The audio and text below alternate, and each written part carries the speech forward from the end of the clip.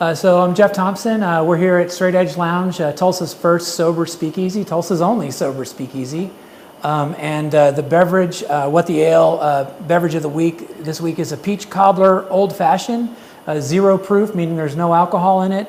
It's made with some zero proof spirits. I really like this Pathfinder. I can use it as bitters. It's a nice herbaceous, really complex, a lot of different flavors going on there. And with this time of year, I wanted to use porter peaches. So, I always try to lean into Oklahoma's amazing local produce when I can do that for garnish or for a recipe. And so this one, I use a little bit of peach syrup and a little bit of a homemade toffee simple syrup. And that's how I caramelize the peaches. So the garnish is a porter peach that I've just slightly baked off with a little bit of caramelization on there. It helps bring out that smokiness that you look for in an old fashioned with a nice traditional whiskey. The great thing about this drink is it's not too sweet, but it's really refreshing for a hot day like today.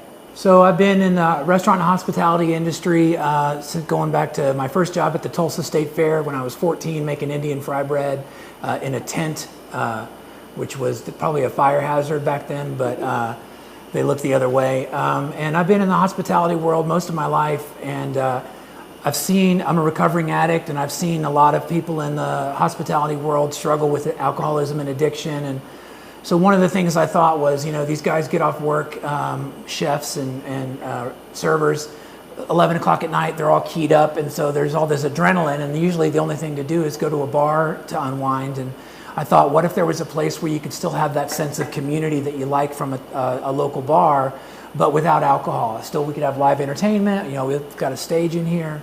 So the idea is to really build that same community that you like in a neighborhood bar without the temptation and risk of alcohol. Hopefully we'll be able to not just be a community gathering place, but also a place for people to get job training that are coming out of the justice system. So we have some kind of philanthropic goals as well once we get our feet underneath us. So the original intent of Straight Edge Lounge was that it would operate like a speakeasy. And then of course with my restaurant background, I started thinking about food we would do on the menu, and of course the idea evolved into a full restaurant and bar and coffee house. And so at that point, having a commercial kitchen and having a place that we could call our own started to become the idea. And so the original place we had over by the church studios was a really great spot. But when we had to pivot the model because we didn't get the Small Business Association loan we were looking for, we had the blessed fortune to have a discussion with Tyler Duncan, who operates Coracle Coffee at 314 South Cincinnati. Coincidentally, our old address was 315 South Trenton, so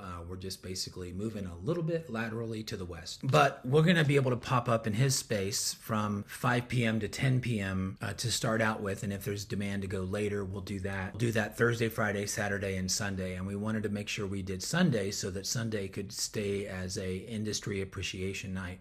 So we'll have specials for people that work in the food service and hospitality industry. When we launch on July 25th, that's a Thursday night, we're going to have DJ Face spinning just some nice down tempo, various different decades, and we're going to have a barista throwdown where baristas from various coffee shops get together and kind of compete. It's a very lighthearted, warm competition just to help everybody kind of elevate their game, their coffee art game. Then we'll have some DJing and just it'll be kind of our kickoff event. And then this Sunday we'll have karaoke with Owen, and he's going to do some Sunday night karaoke, and that'll be our first hospitality or industry appreciation night, and that'll be on the 28th.